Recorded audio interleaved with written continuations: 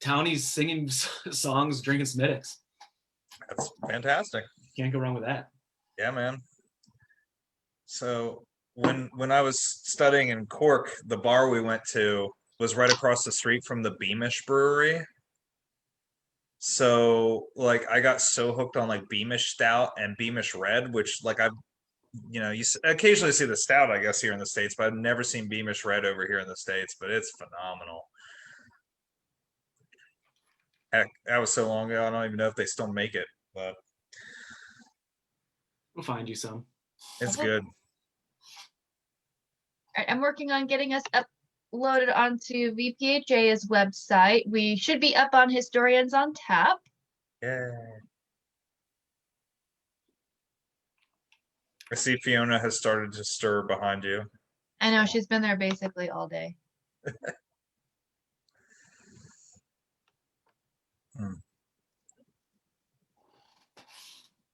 I see Allison Herring is already watching. All right. Speaking of Smittix, Allison Herring is a Smittix fan too. Mega fan, Allison Herring. I received a gift from one of our History on Tap mega fans. Hold on just a second. I'm so curious to see what this is. I haven't received any gifts, so dear History on Tap fans, get on it. I haven't received any hate mail, so I'll take that as a. That's true. That's a plus. So, I guess if it's between. My great friend Bernadette, who is a loyal watcher every week, so shout out to Bern, got me this amazing mug. Wow. That is like prime 1970s, like centennial of the American Revolution. That's amazing. You could kill someone with that, I feel like. That looks hefty. It's yeah, it's got some weight to it. It's pretty awesome. Big fan. The red coat. I could use a mug from anyone watching out there. Okay, Yeah, I think please send we're all good gifts to go. the Loud Museum. Right. Who's got birds singing? Oh, it's me. I have the window open. I should close. Nature. No, it sounds good. It sounds good. Nature. Spring has not sprung. Spring is here. It's raining out. I love winter, but man, when you hit that first day that's like 65 degrees and sunny, It was I'm pretty ready. nice last week. Like I'm so ready. Yeah. So we're up on the Loud Museum page. So how are you all doing from? I think we're ready to go. I'm double checking now, but if we want to get rolling, that's just fine. We've got all day here. Yeah. Yeah. I guess we do. Let me try one. All right. Yeah. Before we get started, yeah, what I was saying earlier before we got on here, Four Score, pretty cool brewery down in Irving Gettysburg. Very cool. Interesting beer selection there, to say the least. Is that where you're getting all those like dessert beers from? Yeah. So there's several like different like fruit sour dessert beers that I've got from there. I don't remember where that like French toast one was from. That was from, I think, somewhere in Illinois. Knew for a while a bunch of my friends were into Sweet Baby Jesus, that chocolate peanut butter stout from Baltimore. Yeah. Again, I get like halfway through it and I'm like, this is delicious, but I've had enough. I don't know. All right, we're officially good to go. All right. We did it. Shall I do the honors then? Yeah, lead us off here. Welcome, everyone, to your favorite History on Tap, your favorite Thursday night drinking program. Here tonight, we're joined virtually, per usual, by Travis Shaw from the Virginia Piedmont Heritage Area. We also have with us here Director of the Loud Museum, Joe Rizzo. I am Anne-Marie Curie-Layson, Director of Education with BPHA. You will notice that our expert tonight is my cat, Fiona. It will just be the three of us tonight, but if you all have any favorite sneaky stories, lucky stories, Irish stories, or stories that you've just been waiting to tell someone, drop them in our comment section and they may get read aloud. It needs to be like PG PG-13. So please don't leave us any terrible, terrible stories in our It's comments. always hit or miss when the Travis College stories start. I was gonna say I have some good Irish stories from college, but yeah, that's pretty dangerous. Hopefully those will not come up tonight. Before we kick off, per usual, we'll go around and say what we're drinking and what we're talking about. Travis, you want to start us off? Sure. I'm going to be starting things off tonight with a short story about the first kind of official St. Patrick's Day in American history. And then I'm going to be following up a little later on with a story of some Irish shenanigans north of the border. But to get me through this, I'm drinking Vixen Irish Red from Old Busthead Brewery down in Fauquier County. Some of you might remember this was one of the first beers I had in a virtual History on Tap, and I loved it so much I'm coming back to it. Excellent beer for a St. Patrick's Day celebration. All right, official recommendation. Joe, what about you? Thumbs up.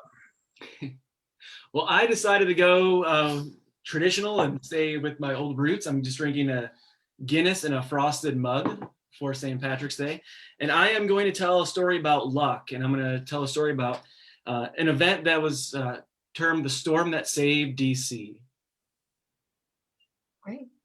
I am drinking the National Cherry Blossom Festive Ale. This is the official beer of Washington's Cherry Blossom Festival, and it happens to be brewed by Loudoun County's own Old Ox Brewery. If you're looking for a cherry blossom experience without going into DC, there is a miniature cherry blossom trail in Middleburg, Virginia, of all places, and it does include the actual Yoshino cherry trees, the same breed, the same kind that is in the Tidal Basin. So if you're looking for your own cherry blossom experience, go to Middleburg, do the trail, and then pick up your own festive ale. And that is my Middleburg pitch for the day. So that beer also gets the Travis Shaw seal of approval. It's very good. It's real tasty. And of course, it wouldn't be St. Patrick's Day without talking about the Irish Brigade. So I will be sharing a festive story of the Irish Brigade and some of their St. Patrick's Day festivities in 1863. So let's kick off at the beginning of the timeline with 18th century stories by Travis. All right, so I'm going to take things back to the winter of 1779 to 1780. This is probably the darkest time period of the American Revolution when it comes to the American cause. This is really a low point. And I'm going to get into what is going on at that time period. So Washington, his army, the Continental Army, and the British Army in New York have basically reached a stalemate. You know, the theater of the war has largely moved to the southern colonies. But just because there's not fighting going on does not mean that there's not a tremendous amount of hardship for these troops. In 1779, Washington and about 12,000 men enter a winter encampment just outside of Morristown, New Jersey, in an area known as Jockey Hollow, very like wooded area up in the mountains outside of Morristown. Now, we've all heard about Valley Forge. Valley Forge gets all the press. You know, we think of Valley Forge as this, you know, incredibly trying time in the story of the Continental Army. Oh man, Valley Forge, those jerks just taking up all the glory of the deprivation and cold. Right. Yeah. It's weird how that happens, because you look at Morristown or at Jockey Hollow, it's much colder. Unlike Valley Forge, where the temperature like fluctuates all over the place, it's barely above freezing the entire winter. It's the coldest winter in 40 years. So that's strike one. Much snowier. There are 28 measurable snowfalls over the course of the winter, including a 2-day blizzard that dumps 4 feet of snow on the encampment. That must have been delightful. The lack of food, the lack of clothing is just as bad as Valley Forge, if not worse. You know, Washington actually writes, you know, the men are going 5 or 6 days without bread. At other times, just as many days without meat. Sometimes they're going without both. You know, some of the soldiers are reduced to eating tree bark. Some of them eat leather, and some of them actually eat dogs. That's how desperate the winter at Jockey Hollow is in 1779. Let's also not forget, maybe the worst part, it's in New Jersey. Oh, come on. I mean, I'm not here to trash New Jersey right now, but Yeah, so it's pretty bad, and there are a lot of farms in the area, but a lot of the farmers are hesitant to sell anything to the Continental Army because, of course, Continental money is worthless. Speaking of worthless money, some of these soldiers haven't even been paid in 6 months, so they don't even have money if they wanted to spend it, if they could find someone to take it. So it's really no wonder that this winter, 1779 to 1780, gets called the hard winter. And if the Continental Army says it's a hard winter, it's pretty terrible. About 100 soldiers die during the winter, and somewhere between 1,000, maybe 2,000 desert the army over the course of this winter. It is an absolutely horrific situation. So as spring starts to roll around, Washington is looking for a way to kind of give these soldiers a break, to kind of reward the ones who stuck around through the winter, stuck around through this hardship. And so he wants to pick a day to kind of mark their dedication and to give them the respite that they so desperately need. And the day that he decides on is March 17th, St. Patrick's Day. He decides that is going to be the official holiday, not Christmas, not New Year's, the official holiday of the winter encampment. And it's kind of interesting because St. Patrick's Day is not unknown in America at this point. There have been St. Patrick's Day celebrations in big cities like New York and Boston in the 1730s and 40s. One important thing to note, though, is the Irish that are celebrating this holiday in America aren't like the Irish Catholics that we think of in the 19th century. Prior to the mid-19th century, most of the Irish are actually Ulster Irish or Scots Irish that are coming into the country. A lot of them are Presbyterians. These Presbyterians are infamous or famous, I guess, for their support of the revolutionary cause. So it's kind of a nod to them. These guys have been some of the most stalwart proponents of independence throughout this whole struggle. About a quarter of Washington's army is Irish or of Irish descent. So it's a nod to these soldiers. Most of his officers, like 7 out of his 11 brigadiers there at Morristown, are of Irish descent. So he's really acknowledging the Irish contribution to the Continental Army. And of course, it's also a show of solidarity with the Irish back in Ireland too. Here's a people who've been subjugated by the British for centuries, who have resisted British rule for centuries. In Ireland during the 1770s and 1780s, there's a lot of activity kind of rumbling against the British Empire. So he really sees a common cause with these people. And so because of all these factors, he decides St. Patrick's Day is going to be the big holiday. And so he issues orders. He says, General directs that all fatigue and working parties cease tomorrow, the 17th instant. A day, quote, held in particular regard by the people of Ireland. So again, acknowledging the Irish connections here. Now, unlike today's Irish St. Patrick's Day celebrations, and unlike the celebration that Anne-Marie is going to talk about, it was not seen as a day for partying. In fact, Washington specifically says, because he's kind of a buzzkill, he says that, quote, the celebration of the day will not be attended with the least rioting or disorder. So you guys get the day off of work, but don't go too crazy. So very, very much unlike today's St. Patrick's Day celebrations. Now, that being said, at least one division of Pennsylvania troops did manage to get their hands on a hogshead of rum.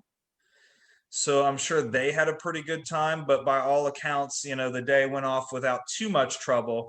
And this is, as I said, not the first St. Patrick's Day in America, but kind of the first officially sponsored St. Patrick's Day celebration in American history. And the thing that I think is particularly relevant about this story is, it's very applicable to today. Here they are through this long, dark, discouraging, depressing winter. Things are about as bad as they can possibly get. And yet spring starts to roll around. There's a light at the end of the tunnel, maybe a little bit of hope for the future. So I am going to go ahead and drink to that right now. Raise a glass for a little bit of hope for this spring and for this future. So Cheers. Cheers. Sláinte.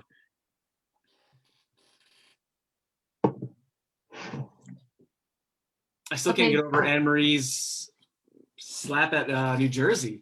I know that was a bit much. Sorry.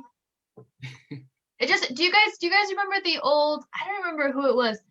On SNL, Fred Armisen would always get on as, I think it was the governor of New York, New Jersey, and it was always a thing.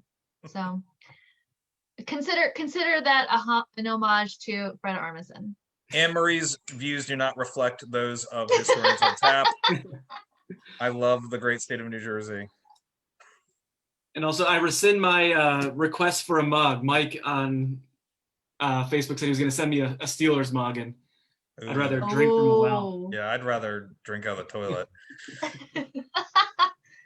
Oh, but I can't badmouth New Jersey. Hey, Steelers is fine. Whatever. We have limits here. Okay. All right. Okay. Yeah, and Western Pennsylvania is beyond the pale. So. All right, Joe, tell us about a tornado before this gets off the rails.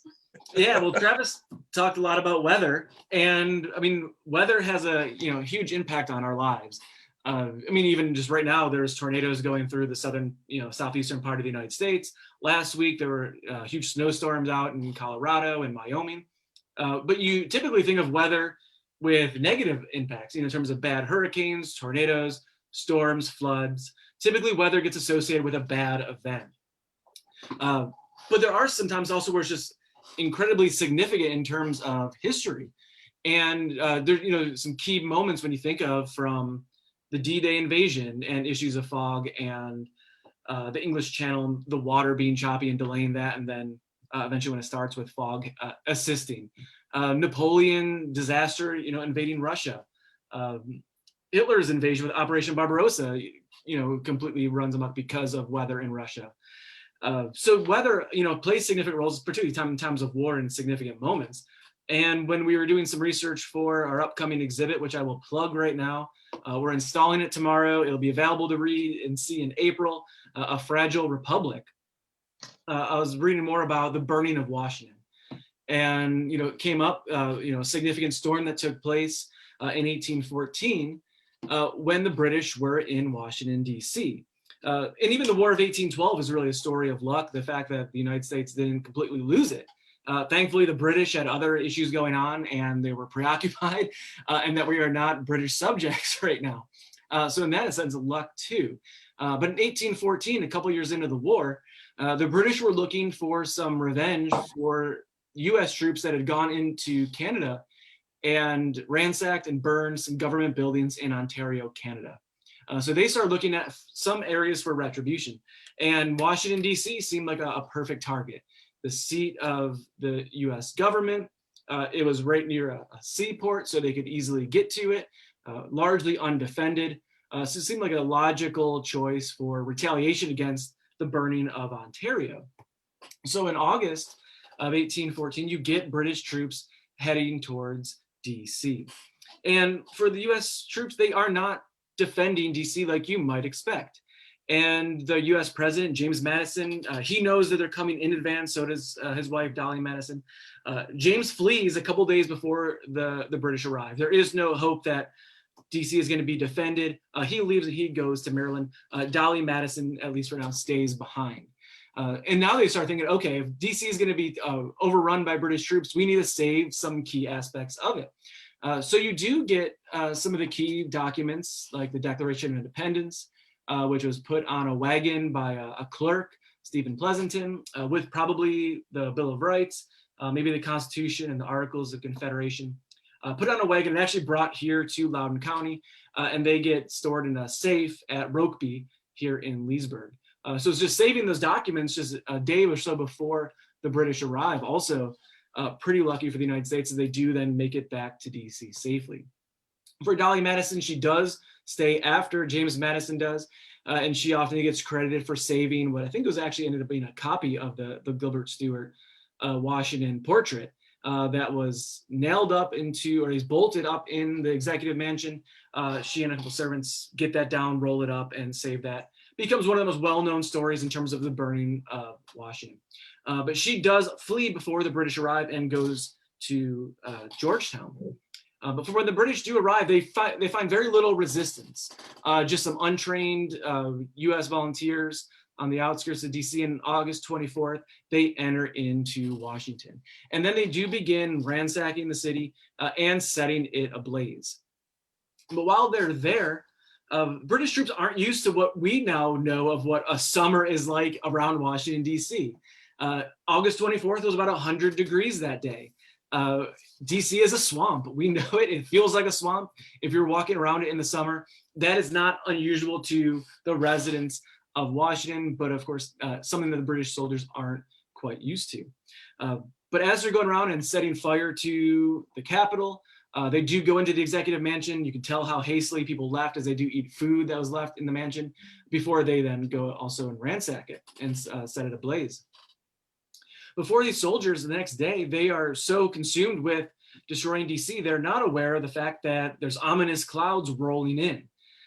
Washington residents are well aware that humid and hot summer days lead to some bad storms.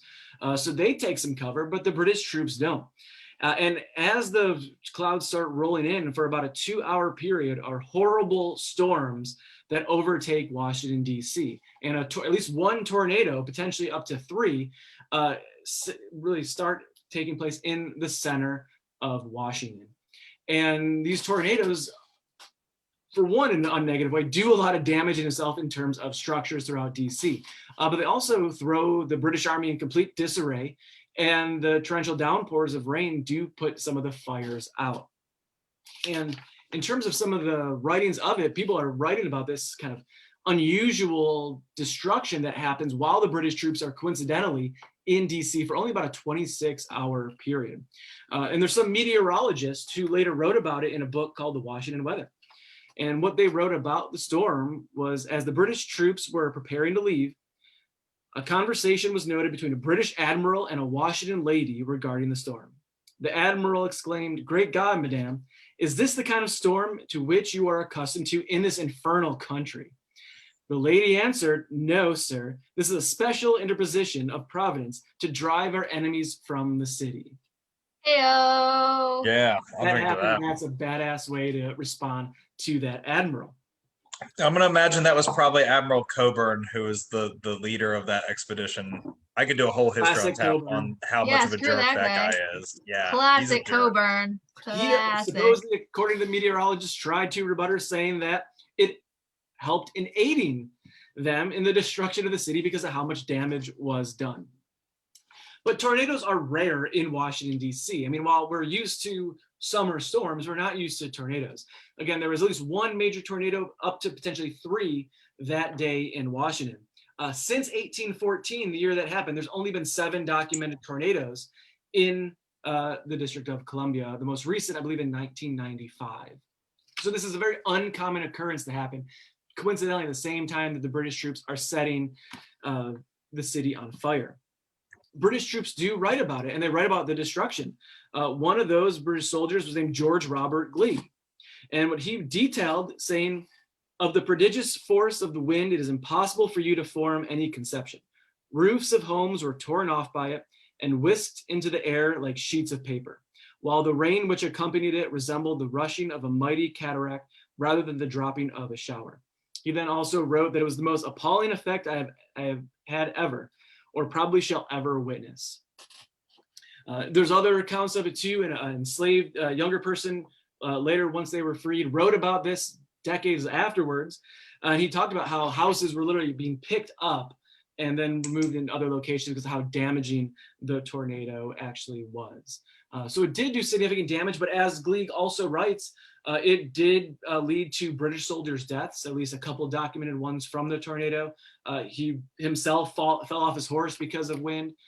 Cannons were picked up in the air and blown away by the British. So quite the unexpected defense for Washington for this, and putting out some of the flames. And not the reason why the British leave, but probably one reason why they aren't there very long when they eventually then a couple weeks later try to go up and fail with Baltimore. I would 100% watch a reimagining of The Wizard of Oz, but where like some British private gets blown over the rainbow and tornadoes and things. I don't know. Just if anyone out there is inspired. I mean, I feel like that's my life's work now. Like I'm gonna have to make this happen. Make it a rock opera. Well, there's something we don't want to happen. As Elizabeth said in the comments, don't let DC tornado be on anyone's 2021 bingo card. Yeah, that's true. Yeah, we don't wanna flirt with that. When did you say the last one was, Joe? From what I found was 1995. All right, so we might be overdue. So just don't go into DC for a little while. But what if it hits at the same time as the cicadas come this summer? That would be amazing. Yeah, cicada-nado.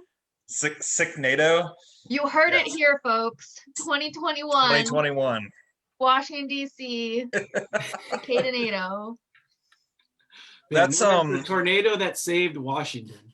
That's really cool that you mentioned that enslaved person's account, because in going through Loudon Unionist claims after the Civil War, there's a witness that I found who's an enslaved worker at Aldie, Virginia, here in Loudoun County, and he doesn't know how old he is, but he says, I remember as a kid watching the British burn Washington. I was in Alexandria. I saw the flames across the river, and he talks about seeing the storm as well. He talks about the rain and the torrential downpour and the winds and everything. So yeah, and we obviously know the bad weather we get. So I mean, for so many people writing about it, I mean, it certainly was a tornado, at least one, and again, potentially multiple, and yeah, certainly one that is a searing memory of people. But I mean, also it's just interesting too, where when opposing armies occupy someone's capital, it's not usually a 26-hour endeavor, nor quite as chaotic. I mean, this isn't a holding on to DC or completely tearing it down and letting it burn. So at least one plus is it does use the rain to put out the fires that they had started. Yeah, I've read some speculation that there might have been a hurricane that spawned these storms, that it was like off the coast, and because of the hurricane that this was created. I don't know if you came across anything like that, but I know that it's very difficult for meteorologists to look back at weather 200 years ago and try to figure out what people are describing. So. Yeah, and that is in hurricane season in August. So it's certainly possible that a hurricane went up the coast, and there are tornadoes that are spawned from hurricanes. So that's certainly possible as well. That sometimes tornadoes are kind of smaller ones, but I mean this is a storm that completely took over the area. I can't imagine the visual of cannons in the air. Through the air. Yes, like I've heard like, a house, like I can see aerodynamics of a wooden box. Okay, I can figure that. But like a cannon is a whole different thing. It's pretty wild. Shooting at us. And I did say a pretty good comment in the comment section saying there is typically a lot of hot air in DC. So yeah, here we go. I will say too, in terms of dramatic weather events, Harper's Ferry History on Tap last summer was a pretty good example of that, I think. For any of our brave listeners who were there, here's 50 years from now, we're going to be writing about how a tornado picked up all the beer and flew it across the Potomac.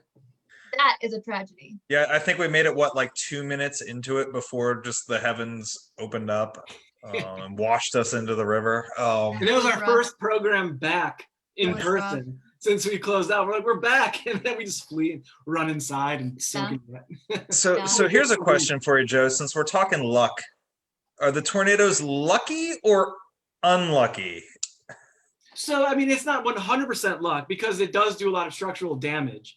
But typically people have written about it as a moment as it is the cliche that it did save DC. I do think it is lucky. I mean, for British soldiers, they're, what are they needing the storm to distract for their, movements out of the city from? There are no continental, or not continental, but, U.S. forces now, on the outskirts really putting up a defense. For them, especially the soldiers at the Capitol, I mean, a massive storm throwing your supplies and your soldiers in disarray like that. I see it as a moment of luck. Right. That's good. Possible. Yeah. You guys are ready? Lucky stories, so we had to go somewhat lucky. Any excuse to drink. All right. So from 1814, we're gonna fast forward to the Civil War, but some of these themes of whether something is lucky or unlucky, or who gets to decide what a St. Patrick's Day celebration is, we're gonna hear more of those themes. In 1863, there's a very a noted and iconic, I think you would say, St. Patrick's Day celebration in Falmouth, on the north side of the Rappahannock River from Fredericksburg. And many folks listening here will be familiar with the Irish Brigade and their long-suffering military career. They have a rough go of it during the Civil War, and I won't go through an entire regimental history, although I know that our own Joe Rizzo is more than capable of giving us some insights to that. But to bring us up, there's not a lot of luck with Thomas Marr. No, Thomas Francis Marr is not the luckiest, or at least the men who serve under him aren't definitely not the luckiest either. But the long and short of it is, 1862 was a rough year for the Irish Brigade, which is made up of several different regiments, some New York regiments, the 63rd, the 69th, and the 88th. I made notes. And then by this time, later in 62, they're joined by the 28th Massachusetts and the 116th Pennsylvania. So you've got kind of a mixture of these men. Of some of them are Irish immigrants themselves, some of them are Irish descent. And they have some tough fighting, especially towards the end of the year at Antietam. They are at Second Manassas as well, but then probably the most notable right here is their charge on Murray's Heights in Fredericksburg during the December campaign. It's well documented just how more than decimated the regiment is, and it's a costly mistake for General Burnside too. So he ends up getting out of there. And it's a low point in terms of morale for the Union Army, and especially for the Irish Brigade, which is, kind of licking its wounds during the winter encampment there at Falmouth. And in true Irish Brigade fashion, they decide that what's really needed is something to lift the spirits. And Thomas Francis Marr is the first one to say, well, how about, we celebrate St. Patrick's Day in true Irish style. And so I've amassed some tips and some lists of suggestions based on the celebrations of St. Patrick's Day 1863 in the encampment, in case anyone hasn't yet thrown their party, or if you're trying to get out ahead of the rush for next year. So it's important, of course, to have a lot of food and beverages planned. And Marr was no stranger to this. And so I have a list of some of the victuals that were used to celebrate. 35 hams. If you don't have 35, 34 will do. But they had 35 hams, one side of ox, a variety of chickens and ducks, 8 baskets of champagne. I don't know if Total Wine sells champagne in baskets, but you're gonna have to, you'll find out. Maybe they do at Wegmans. 8 baskets of champagne, 10 gallons of rum, 22 gallons of whiskey.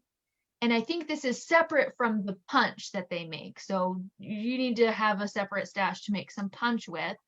And my favorite, a roasted pig stuffed with boiled turkeys. You're making me so hungry right now. Travis, you got the smoker. We got some good ideas. Travis has been bragging about a smoker he has, so I think we need to get a pig and stuff it full of boiled turkeys and see how this shakes out. Challenge accepted. So apart from the meals you're preparing, I mentioned this punch, and it's really important to choose the right individuals to mix up this punch, because experience counts. And there was some arguing among the men of the brigade who would be the chosen ones to mix up the giant bowl of punch that would be in the surgeon's tent. And it ended up being between the quartermaster and then one of General Marr's aides, a man named Jack Gosson. is his name. And so the two of them are elected or chosen to be the ones to mix up this punch. And they go at it with a fury, and they are so efficient that they have to be relieved of duty a few hours later, because they are very very dedicated to the craft. Quality control. Yes. You got to make sure it tastes good. Yeah. Exactly. So they have to leave. They're basically sent to an early bed. But apparently they do a darn good job of it. In addition to all these foods, of course, you need to have events for a St. Patrick's Day celebration. And fortunately for us, we have, you know, a kind of a list of the different feats of strength and athletic competitions that took place during the day on March 17th, to include a foot race over hurdles, a weight throw, so kind of like a shot put. You have weights and you throw them as far as you can. A blindfolded wheelbarrow race, which I don't know if you have to drink the 8 baskets of champagne before the blindfolded wheelbarrow race. I will leave that to your imaginations. A sack race, an Irish dance competition. So all kinds of jigs, reels, you know, everything is up for grabs in that. And the coup de grace, the biggest feature of the day, the steeplechase.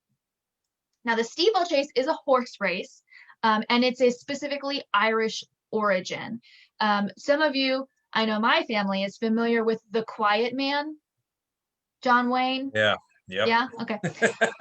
And so if you're unfamiliar with the steeplechase but know that movie, that is featured in the movie The Quiet Man. It's also featured throughout the springtime up here in the Northern Virginia area, where there are a lot of steeplechases that happen. But it's a countryside race, so it's over jumps that are meant to replicate like stone walls and fences on properties. So they've got jumps over rails, they have jumps over ditches, you know, again replicating crevices or replicating creeks or riverbeds that you would encounter in the landscape. And it's called a steeplechase because in Ireland you would basically race from one town to the next, church steeple to church steeple, as you're going from village to village. And so not being in Ireland, of course, in Falmouth, they construct a race course. It's like a 2.5-mile stretch, and they have the men actually dig out these ditches and construct these brush fences for the horses to jump over. And this is a sport that was very familiar to a lot of these Irishmen. Some of the men from the Irish Brigade were known fox hunters actually in the old country, which, you know, may be why they were such accomplished riders. So the steeplechase is really the big feature of the day, and the winner gets I think it's like $500. It's a big purse, and only commissioned officers can ride in this. So it's not just anybody. You have to have your, you know, you've got to be of substance. Anyone can run in the foot race, it's fine, whatever, but you've got to be a commissioned officer to be in the steeplechase. And so we do have an account of the race, which I will read, because I think you guys might recognize the gentleman who wins. So this I will read is from a diary entry of Private Josiah Favell, who's, oh, I'm sorry, he's actually a lieutenant, my bad. Sorry, Josiah. He's a lieutenant in the 57th New York, and so he goes to see what all the hullabaloo is about. He's there at the race, and he says, the race was a great success, there being many falls, many horses injured, and a lot of riders injured. So it's a good day, right? It's like the people that watch NASCAR for the crashes. Exactly. Like that's who this guy is. That's Josiah. He's like, it was pretty good. I blood people on me hurt. or whatever. Wilson of Hancock's staff rode, although getting 1 or 2 bad falls, managed to pull through and win one of the prizes. Jack Dawson won first prize and was fully entitled to it.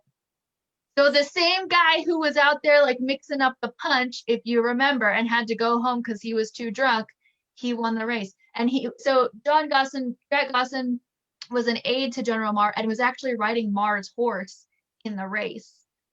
So he ends up with the grand prize.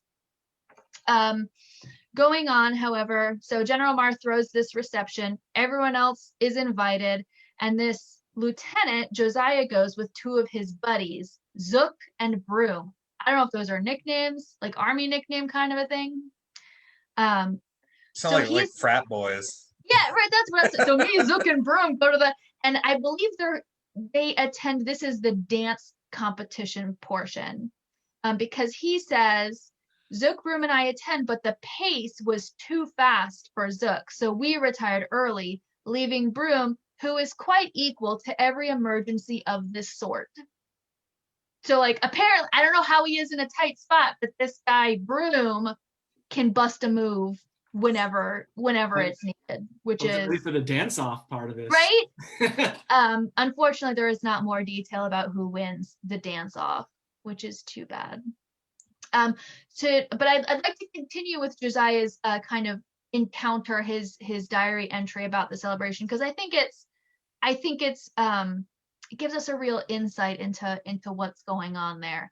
And he actually, one of my favorite phrases that he uses is, he explains that, this being St. Patrick's Day, or the 17th of Ireland, as the men call it, General Marr is really pulling out all the stops with the celebrations. And so we've gotten through the steeplechase, we've gotten through a lot of the foot races, and there's a lot of alcohol flowing, and I can just hear the people watching on the internet saying, Anne-Marie, this sounds dangerous for all of these men to be doing feats of strength on alcohol. And I will tell you that it is. And there was at least one fatality during the day, although from what I understand, it wasn't with General Marr's officially sanctioned St. Patrick's Day festivities. Another Irish regiment, the 9th Massachusetts, also known as the Fightin' Irish, they also have St. Patrick's Day celebrations going on, to also include a foot race and a sack race and a wheelbarrow race and a steeplechase. And during their steeplechase, the secondary steeplechase that's going on in the afternoon, these two riders collide, like top speed. Both horses die, and one of the riders is knocked unconscious and then ends up passing away like 10 days later. So it's rough. These are no helmets, right? There's not a whole lot of official rules going on. So I guess that's an element of lucky or unlucky. But we're very fortunate, of course, that there weren't more fatalities. I also want to know, we don't know for sure based on the record, both of these celebrations, both the 9th and then the official General Marr's St. Patty's Day Palooza, they had a pig chase. One of them was for a greased pig and the other was for a soaped pig, which I think is great that there's like different methodology for how to make your pig slippery. The prize, of course, for catching your pig is you get to keep the pig. So we can only assume that there are pig fatalities from the celebrations. But I don't know if you have to get your own boiled turkeys to stuff it with, or if those were part of the. I don't know, but I hope Travis is taking notes for when he pulls out the smoker when the weather's better. And Travis, no, we want this food. We want some greasy pigs. We want pig stuffed with turkey. We want 35 hams. We need a variety of chickens and ducks and other waterfowl. Well, I can at least bring some ribs into the office for you, Anne-Marie, if you'd like. That'll work. I think what we need to do is next year, we need to do a History on Tap at a brewery that will allow us to recreate some of this. I bet we could do that. So who are we going to talk into letting us do like a wheelbarrow race and the Adventure Center is right next to Harper's Ferry Brewing. True. So maybe we take. So I'll continue with some of Josiah's descriptions of the event because it may give us more ideas of what we would need to include in a real life version if we're going to pursue this. So it's getting on through the day, right? Afternoon steeplechase. There's a dancing competition. The night is creeping up. The liquor is flowing, and Josiah tells us that within a large hospital tent, mounted on a table in the center, stood an immense punch bowl filled to the brim with the strongest punch I ever tasted. So again, thank you, Jack Gosson.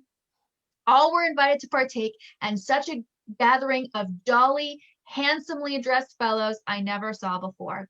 The Irish Brigade was in its glory. It understood the situation, was master of it, and quite immortalized itself. So that's a pretty glowing review right there. There was the inevitable quarrel. How could it otherwise have been complete? Says Josiah. The general, so I assume Mar, the general and the brigade surgeon ended in challenging each other to mortal combat. And for a time, matters assumed a threatening aspect. The following morning, however, when the effects of the nectar had subsided, the surgeon apologized in due form, and peace resumed her loving sway. So you need to have a punch fight, right? You need to, and it has to be with someone and their boss, I think, judging by this. But then you sleep it off. And yeah, I was gonna say sometimes you just gotta sleep it off and just sleep it off. Yep. So, side note about the surgeon, he was known to be a member of the Fenian Brotherhood, which just like put a little asterisk next to that, because Travis is gonna kick that story forward about how, you know, it's not enough to actively be fighting one war. So some of these Irishmen are also actively supporting Irish freedom in, you know, making a kind of war against the English at the same time that they're battling the Confederacy, because there's always time to multitask. But I would like to officially conclude my story with 3 toasts that are drawn from this event. The first is a toast that was made by General Hooker, who was the new major general on the scene at this grand festival for St. Patrick's Day. And he held up a glass of wine and he said, "The Irish Brigade, God bless them." So that's one. 2 is something that Private Bill Dooley said, which is, "It is well to keep our spirits up by pouring spirits down." Hear, hear. And the third, of course, is the motto of the Irish Brigade: "Never retreat from the clash of spears."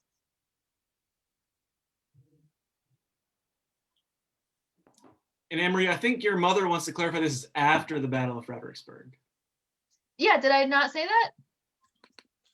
I don't want to start a family feud between you and your mom, but no, I don't think. Well, here's my suspicion, though, is that it's actually my dad saying that. It is 100%. So let us be clear with the timeline here. The Battle of Fredericksburg was in December of 1862, during which, of course, the Irish Brigade's famous charge on Marie's Heights, you know, became stuff of martial and poetic legend.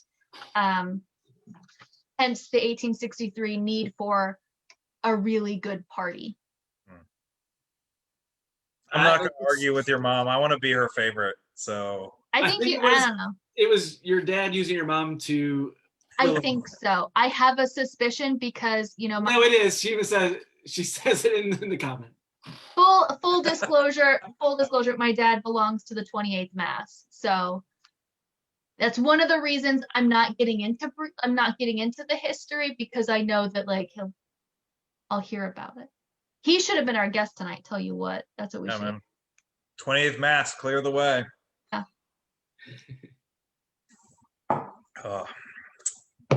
So Anne-Marie really gave me a good setup, wink, wink, in mentioning the Fenian Brotherhood.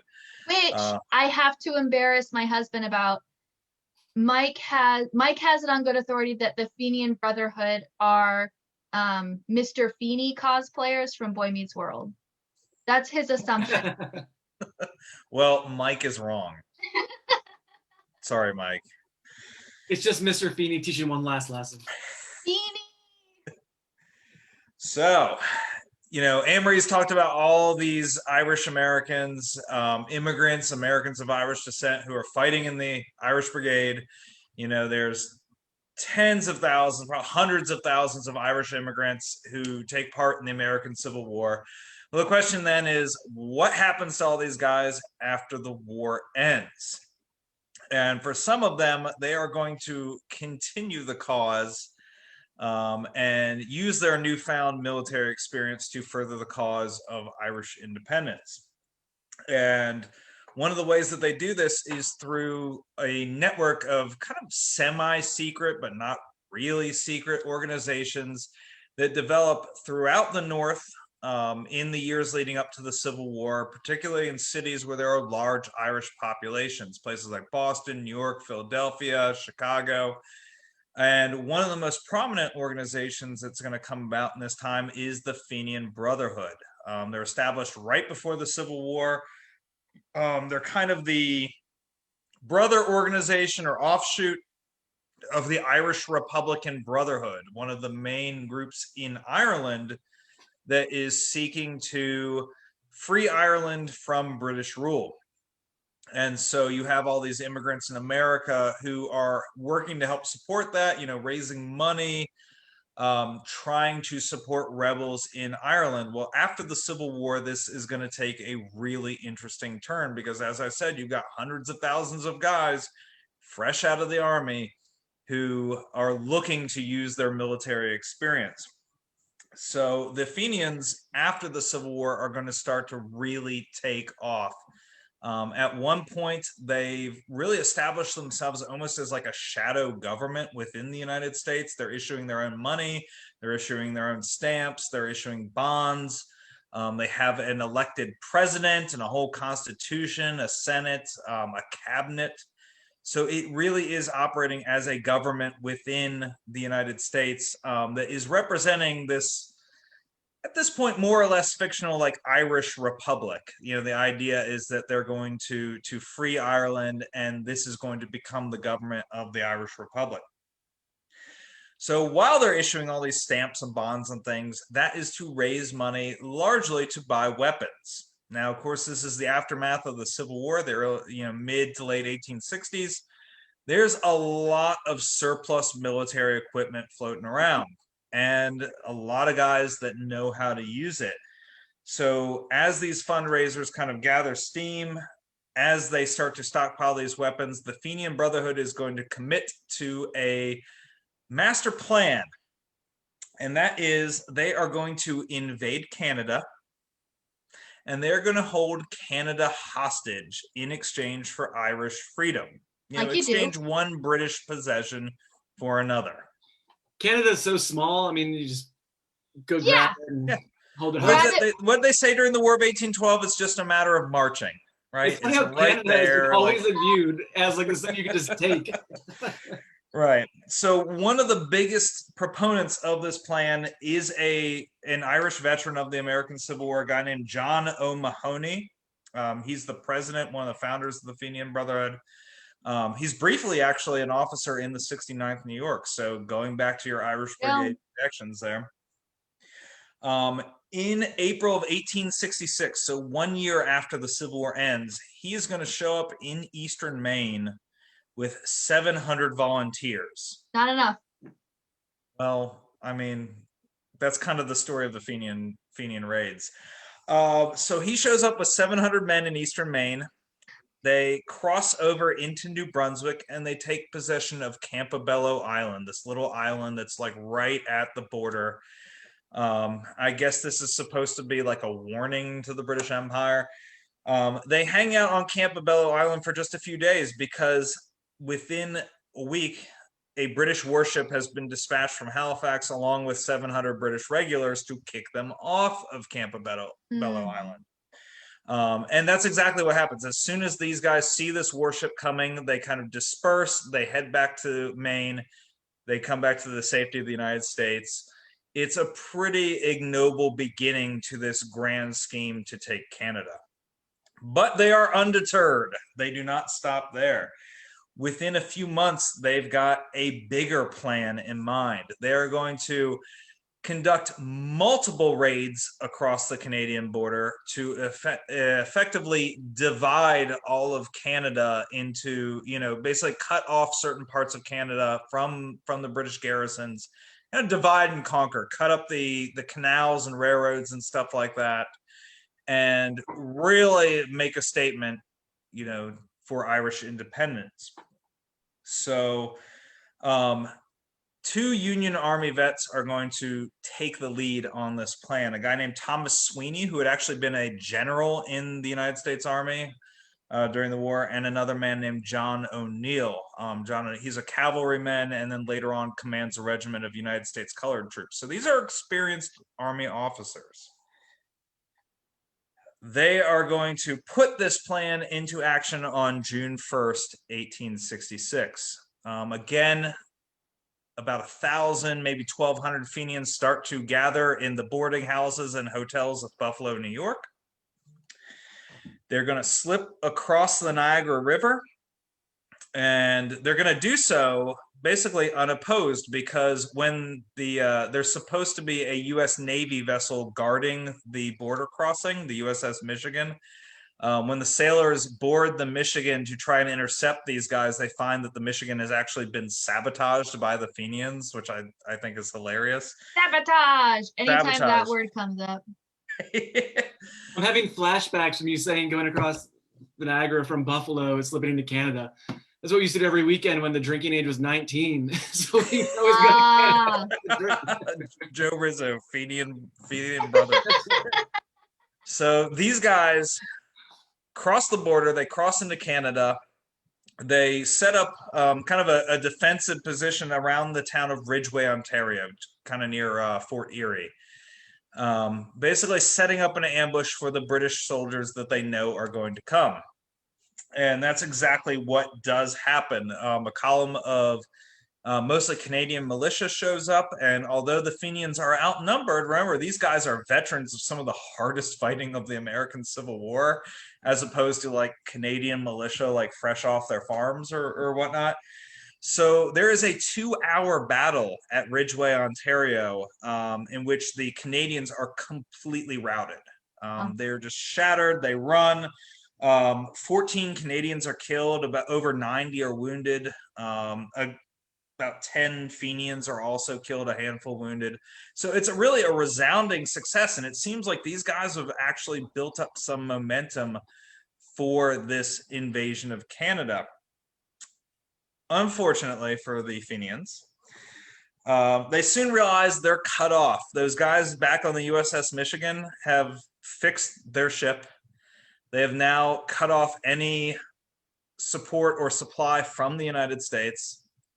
And, although they win this resounding victory at Ridgeway, the Fenians kind of quietly slip back to the United States. The USS Michigan picks them up as they're coming back across the river. And most of the leaders and many of the supporters of this Fenian raid are imprisoned. Actually, the United States government has to kind of pay lip service that they're going to crack down on these Fenian raids. They send U.S. Grant up to Buffalo. They send George Meade up to Buffalo. So here's two guys who are, again, like a year off of defeating the Confederacy, and now they're sent to Buffalo to try and take charge of this situation that, Irish Americans are invading part of the British Empire. And that's actually brings up one of the more interesting kind of wrinkles in this situation is how complicit is the United States government in what's going on. There is, in 1866, very little love lost between the United States and the United Kingdom. Through the American Civil War, the United Kingdom has done some things to kind of tacitly support the Confederacy. They're building Confederate commerce raiders. They're supplying Confederates, taking cotton shipments in exchange for war material. Canada during this time has become a hotbed for Confederate agents who are spying and sabotaging, within the northern states. So there's some belief that maybe the Andrew Johnson administration is turning a blind eye to this out of kind of retribution against the British. I don't really want to get into that because I it's one of those things where we don't really know, but I tend to think that, they weren't taking this as seriously as perhaps they should have. So there are sporadic raids in Canada throughout 1866. You know, they were going to invade Quebec, they're going to invade Ontario. And when I say raid, these Fenians, you know, usually numbering 1,000 men or less, like cross the border, take a town for like a day, and then like cross back. They never really muster up the momentum they need to take Canada and hold it and exchange it for Irish freedom. So there's a really well-known saying that, you know, history repeats itself. Like the first time is tragedy, the second time is farce. So now we're going to get into like the farce aspect of this, because I think it really gets kind of hopeless after 1866.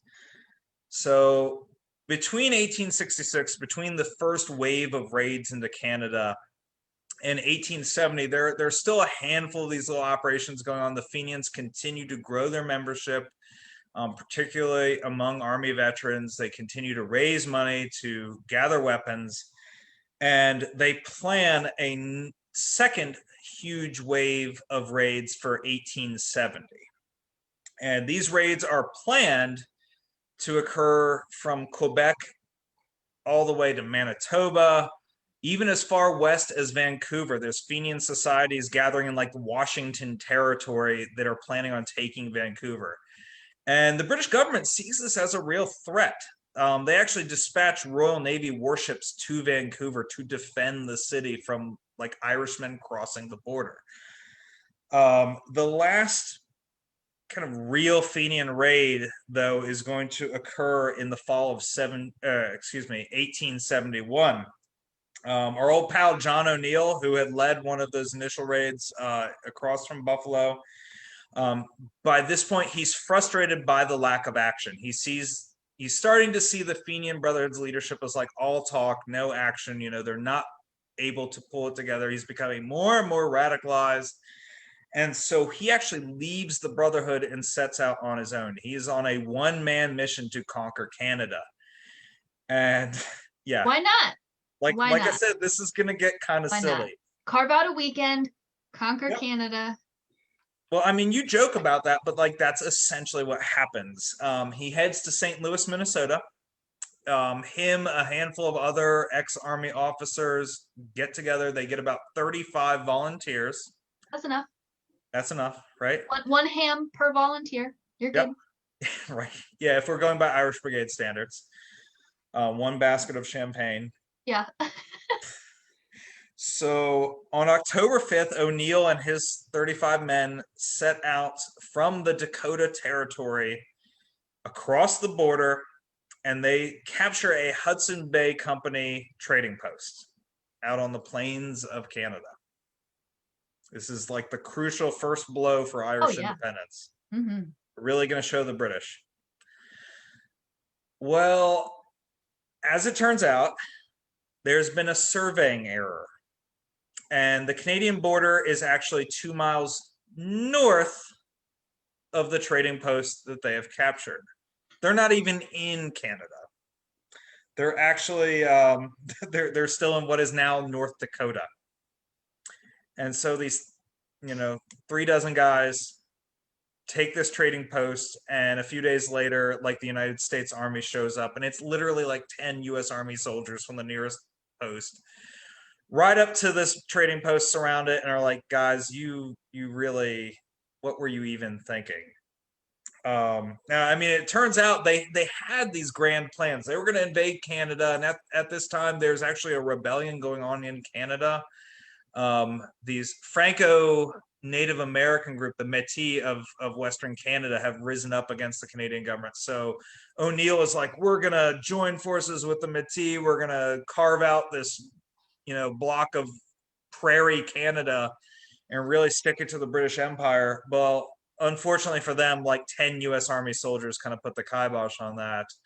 And a handful of the leaders will actually escape from this trading post and ironically be picked up by the Métis rebels and turned over to the U.S. government. Because even these guys kind of realize like this is not maybe not the best thought out plan of all time. So because of a mapping error, they're still in the United States. But as with the earlier Fenian raids, these guys are arrested, but like no real serious charges are ever proffered. Some of the guys actually end up going back to the U.S. Army, continuing their careers in the Army, kind of unhindered by their participation in, the grievous violation of Canadian neutrality. So that really puts an end to the era of the Fenian raids in Canada. So from like 1866 to 1871, this is a thing that although it's kind of a footnote in American history, and it really has no bearing on the eventual liberation of Ireland several decades later, it does actually loom large in the history of Canada. This is the same time period that Canada comes together as a nation, the Confederation of Canada in 1867. And one of the biggest reasons why the different provinces joined together in this confederation is the fear of these Fenians and kind of the anti-American sentiment that these raids create. So although, like I said, it's really kind of a passing nothing in American history and even in Irish history to for the most part. In Canadian history, this is like one of the formative events of Canada as a modern nation. And, Canadians really in the 1870s, 1880s, and 90s pat themselves on the back that like they were able to resist this invasion from their neighbors to the south. And it kind of gave them this sense of national unity and really an enemy to rally around as they're creating the modern nation of Canada.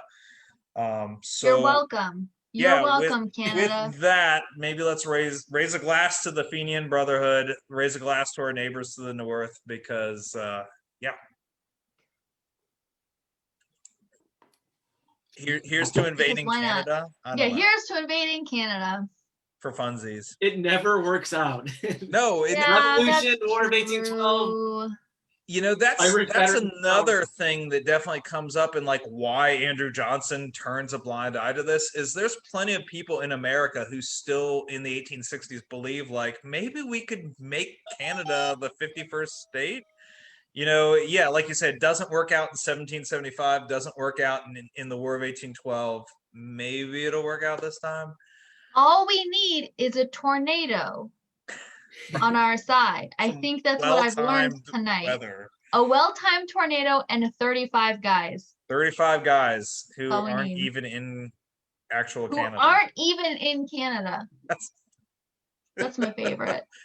I will say this, as funny as this kind of is in hindsight, when Ireland achieves independence in the early 20th century, Eamon de Valera, who's the leaders of the Irish Free State, when he visits America, he actually visits the graves of a number of these Fenian leaders and treats them as if they are heroes of this independence movement, because even if they failed with their invasion of Canada, a lot of the fundraising and support that goes on in the United States does have an impact over in Ireland. So there is that.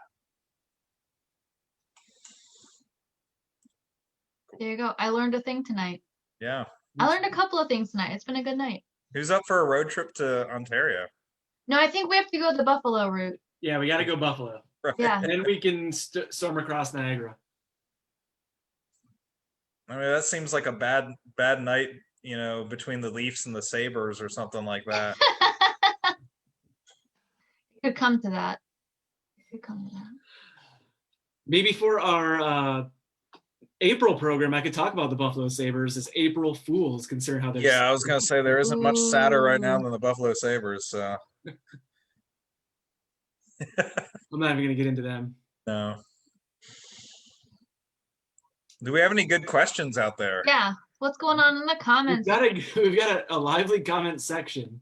Oh boy. Good comments. Travis's former roommate living up to the. Always. I love you, Chris. We need to get Chris like an honorary panelist. Let's all raise a glass to Chris and his wife Kat for the birth of their son Charlie. Oh, pandemic yay. baby. Here's to you. Cheers. Man, well, we can use this time then to tell people to save the date for April 8th. Hopefully I'm not getting that wrong. Yes, I think that's the Thursday. Yeah, and we were just talking a bit before we started about April 8th, which we put on the calendar. TBD in terms of location. It might be virtual here for our last kind of hopefully virtual program for a while.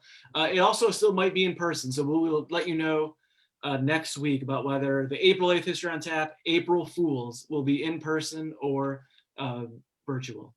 I promise that we will have one, and then it's not called April Fools to get you guys all online and then not to have it. I promise that's not the plan.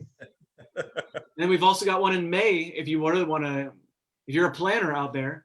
That's right. May 13th.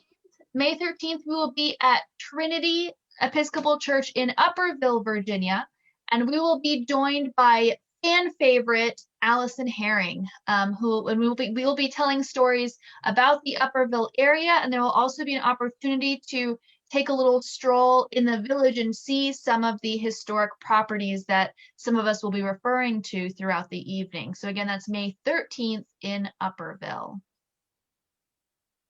So what's going on with Virginia Piedmont this month? Anything upcoming?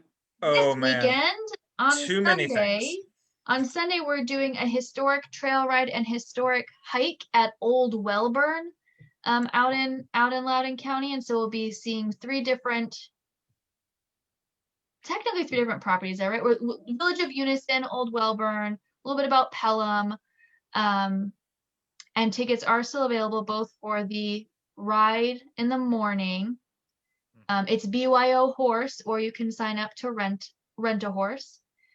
Or you can come for the afternoon, which is a hike, which Travis has said is a hike. It's got some uppy downy. There's uppy downy for sure. It's uppy downy, but it's doable.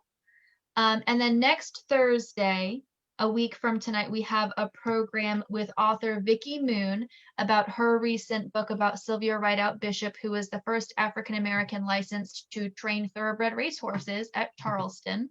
And for that, we'll be joined by Nina Fout, who is a bronze Olympic medalist.